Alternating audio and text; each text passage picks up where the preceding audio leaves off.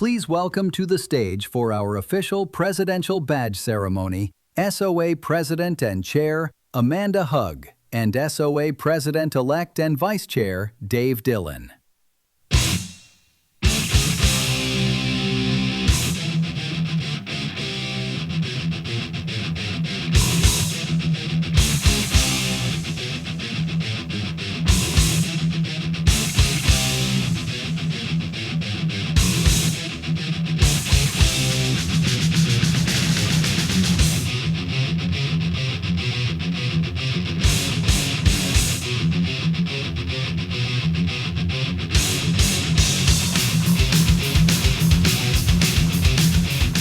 Please give a big round of applause to your new SOA President and Chair, Dave Dillon.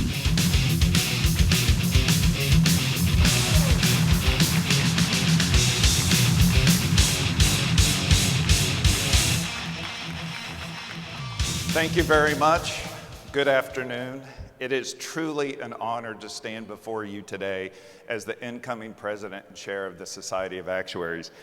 I'd like to begin by expressing my gratitude to my family, to my friends, to my coworkers from Lewis and Ellis, SOA volunteers and staff, and especially you, the members. It is because of your dedication, expertise, and commitment to our profession that I have the privilege to serve in this role. I take immense pride in saying I'm an actuary. But even more so, I take pride in what it takes to become one. You know, actuaries are usually known for being intelligent, analytical, methodical, precise. But if you've been through the actuarial exam process, you know that determination is at our core. Every actuary in this room has faced setbacks. Every one of us has had an exam we didn't pass, a moment where we had to decide, do I keep going? When I was taking exams, I kept a copy of a quote from a Scottish ballad that captures this spirit perfectly. I am hurt, but I am not slain. I'll lay me down and bleed a while, then I'll rise to fight again. That's what actuaries do. We take the hit, we regroup, and then we rise to fight again. My own actuarial journey began when I was 13 years old in Oklahoma City, Oklahoma.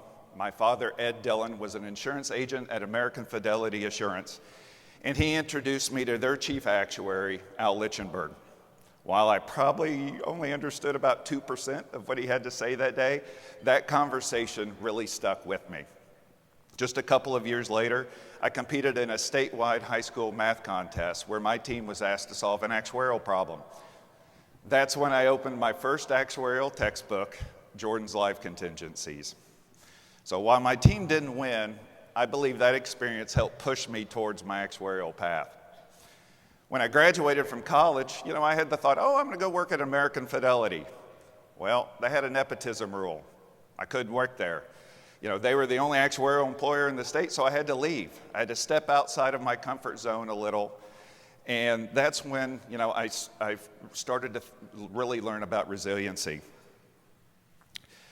So like many of you, I didn't pass every exam right away. I also made the rookie mistake of attending way too many college football games each fall. I think my first year out of college, I attended 8 football games in 8 different states. Let's just say that did not help my early exam results at all.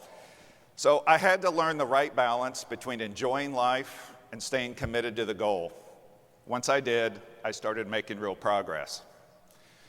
Along the way, I also realized that being an actuary isn't just about passing exams. It's also about how we connect with others. Communication has played a very crucial role in both my professional and personal life. In fact, I met my wife in a very unexpected place, an airplane. So while maybe it was because we were at 30,000 feet and she couldn't switch seats, I would like to think that my communication skills helped in that situation. But that moment does reflect something important. At our best, actuaries aren't just problem solvers. We are effective communicators also. That skill has been very invaluable to me as a consulting actuary, especially when working with policymakers and non-actuaries on complex issues like healthcare reform. In those moments, it's rarely enough to be technically right. What matters is making complex ideas understandable, relatable, and actionable. One of the most important lessons I've learned in my career is that insurance is deeply personal.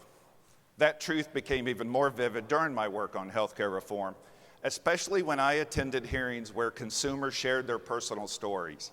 Stories of families struggling with medical bills, of individuals who couldn't get coverage, of people whose lives were profoundly affected by policy decisions. Those moments remind me why our work matters. As actuaries, we sit at the intersection of mathematics and humanity. We are not just working with numbers, we are working with people's lives. I've seen how actuarial insights can shape public policy in meaningful ways. But making that impact requires more than technical expertise.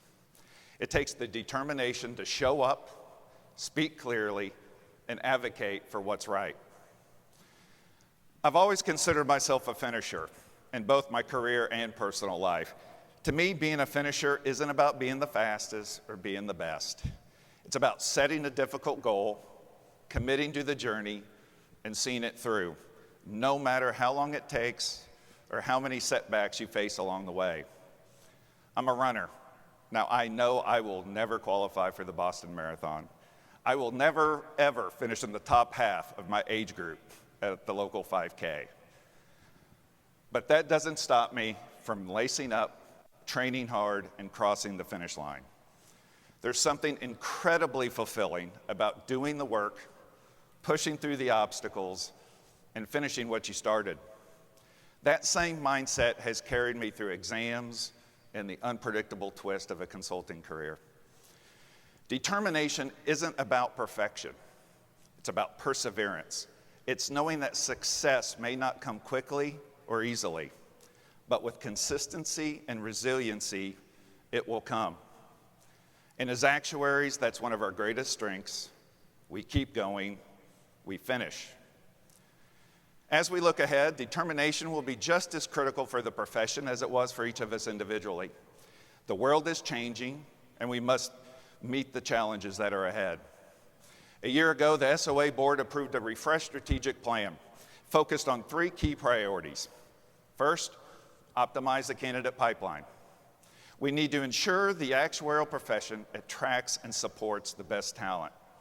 The enhancements to the FSA pathway will make credentialing more efficient and relevant while maintaining the rigor that defines us. The first exams in this new pathway will start in just a couple of weeks. Second priority, grow globally. The SOA has expanded way beyond North America. Almost half of our candidates are outside the US, and we need to support them. By strengthening global relationships, removing barriers to entry, and fostering local actuarial communities, we will continue to expand our reach. Just within the last 12 months, we've opened offices in Dubai and Singapore. Third priority, leverage AI. AI is transforming the workforce. While AI may automate quite a bit of actuarial tasks here and there, it can't replace judgment, critical thinking, or ethical decision-making.